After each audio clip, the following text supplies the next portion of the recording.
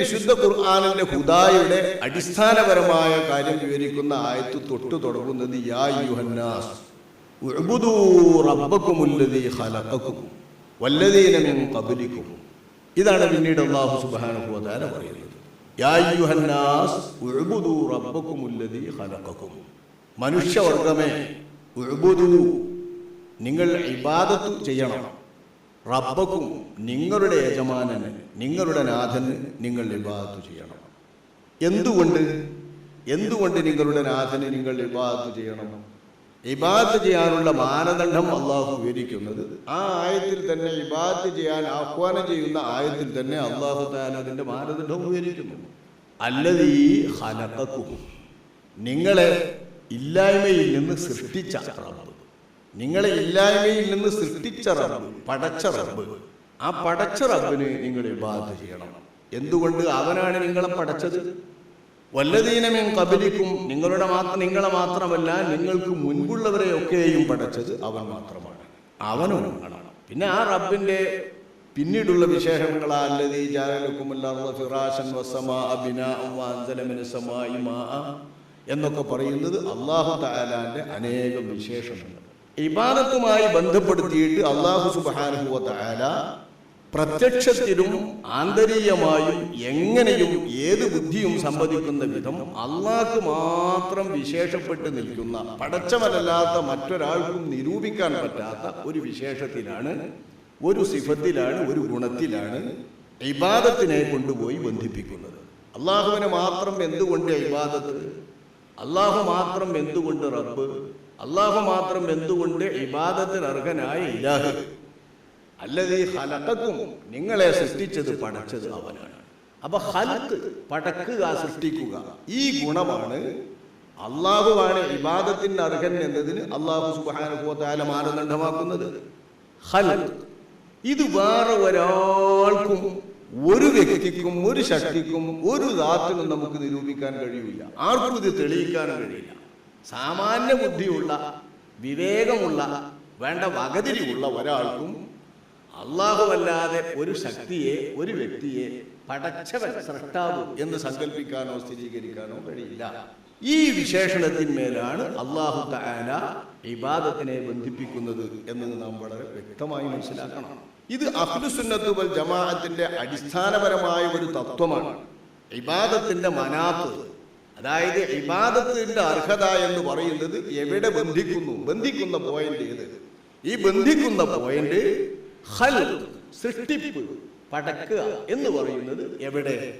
ഏതു ദാത്തിൽ, ഏതു സത്തയിൽ? ആ സത്തയാണ് ഇബാദത്തിന് അർഹൻ.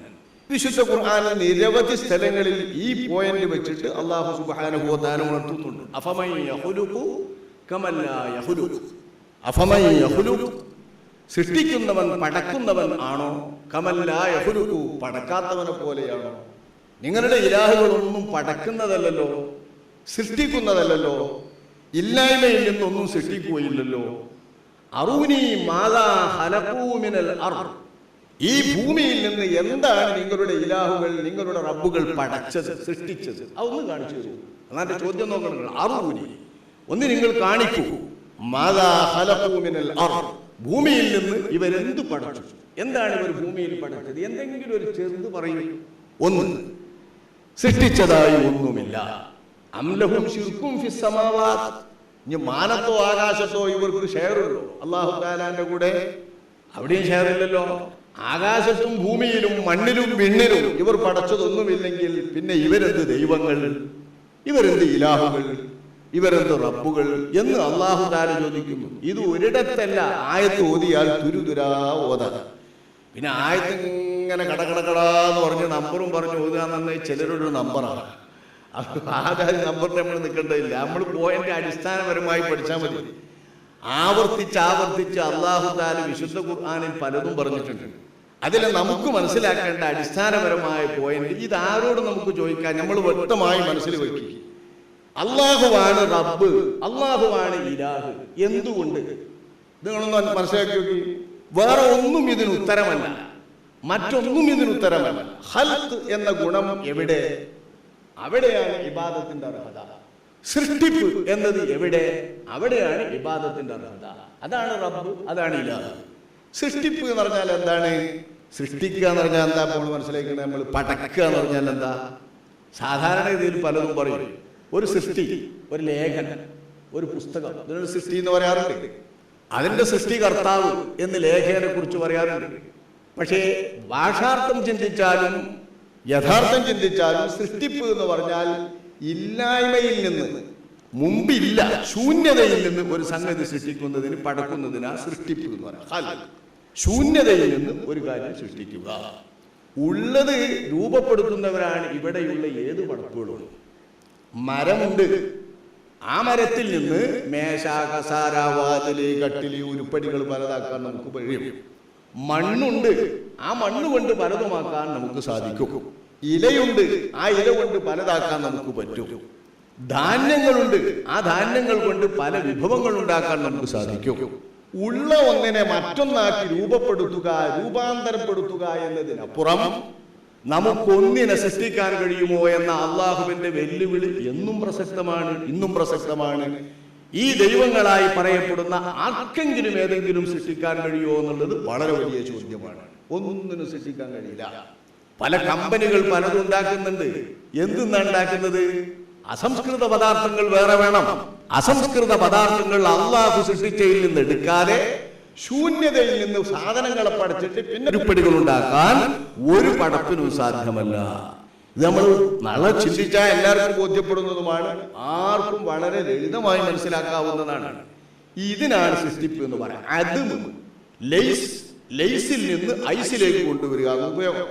ലെയ്സ് ഇല്ലായ്മ, അതിൽ നിന്ന് ഐസ് ഉണ്ടായ്മയിലേക്ക്, ഉണ്മയിലേക്ക് കൊണ്ടുവരിക. അതും ഇല്ലായ്മ, അതിൽ നിന്ന് വുജൂദ്, ഉണ്മയിലേക്ക് കൊണ്ടുവരിക. ഇല്ലായ്മയിൽ നിന്ന് ഉണ്മയിലേക്ക് കൊണ്ടുവരിക. മനുഷ്യനെ നോക്കി, മനുഷ്യനെ അല്ലാഹു സുബ്ഹാനഹു വ തആല പടക്കുന്നത് എന്തിൽ നിന്നാണ്? ഇല്ലായ്മയിൽ നിന്നാണ്, തനി ഇല്ലായ്മയിൽ നിന്ന്. എന്നാൽ തനി ഇല്ലായ്മയിൽ നിന്നല്ലാതെയും സൃഷ്ടിക്കുന്നുണ്ട്, ഉണ്ടല്ലോ. മാതാപിതാക്കളുടെ ഒരു ചെറിയ അംശം, ബീജവും അണ്ഡവും അല്ലാഹു സുബ്ഹാനഹു വ തആല നേരത്തെ പഠിച്ചു. അതിനെ അല്ലാഹു സുബ്ഹാനഹു വ തആല അവർ തമ്മിലുള്ള ബന്ധത്തിലൂടെ ഉദരത്തിലാക്കി, അതിനെ വളർത്തി പലതാക്കിയിട്ട് മനുഷ്യനാക്കി ഉണ്ടാക്കി. അവിടെ അള്ളാഹു അതിനെ ഉപയോഗിക്കുന്നത് മറ്റൊരു സൃഷ്ടിയിലാണ്. മറ്റൊരു സൃഷ്ടിയാക്കി അള്ളാഹു സുബ്ഹാനഹു വ തആല അതിനെ മാറ്റുന്നു. അപ്പൊ അതിന് മുൻപൊരു സൃഷ്ടി ഉണ്ട്. അതെന്താണ്? ബീജം, അണ്ഡം. അതാരാ പഠിച്ച്? അള്ളനെ. ബീജം, അണ്ഡം അത് അള്ളേ പഠിച്ച്. ഇനി ഇത് ബീജോ അണ്ടോ അല്ലാതെ അള്ളാഹു തആല സൃഷ്ടിച്ചിട്ടുണ്ടല്ലോ. ആദം, ഹവ്വ. ബീജമല്ലല്ലോ, അണ്ടമല്ലല്ലോ. ഇനി പോകട്ടെ, മാതാവുണ്ട്, ബാപ്പയില്ല, ബീജമില്ല. അണ്ടം വേണമെങ്കിൽ പറയാൻ ഉദരമുണ്ട്, ഉദരത്തിൽ വളർന്നിട്ട് മാതാവുണ്ട്, മാതാവ് പ്രസവിച്ചു, ഈസാ നബി അലൈഹിസ്സലാം. അപ്പൊ ഇവിടെയൊക്കെ അടിസ്ഥാനപരമായി ഇല്ലായ്മയിൽ നിന്ന് സൃഷ്ടിച്ചിട്ടുള്ള ഒരു കണമുണ്ട്. ആ കണം അല്ലാഹു സുബ്ഹാനഹു വ തആല സൃഷ്ടിച്ചതാണ് എന്ന് അള്ളാഹിനെ പറ്റി മാത്രമേ പറയാൻ പറ്റൂ. മറ്റൊരു ശക്തിയും ഇവിടെ ഒന്നും പങ്കില്ല. അള്ളാഹു അല്ലാത്ത ഒന്നിനെ കുറിച്ചും ഒരു സാധനത്തെ കുറിച്ച് പടച്ചു എന്ന്, സൃഷ്ടിച്ചു എന്ന് പറയാൻ പറ്റുന്നവർ, വിശേഷിപ്പിക്കാൻ പറ്റുന്നവരില്ല. ഇതുകൊണ്ട് ഖാലിഖ്, പടച്ചവൻ എന്ന് പറയുന്ന വിശേഷണം മാത്രമാണ് അല്ലാഹു സുബ്ഹാനഹു വ തആലക്ക് സവിശേഷപ്പെട്ട് നിൽക്കുന്നതായും മറ്റൊരാൾക്കും പറയാൻ പറ്റാത്തതായും നമുക്ക് ഓടിയെത്തുന്നതും ഏവർക്കും ബോധ്യപ്പെടുന്നതുമുള്ളൂ.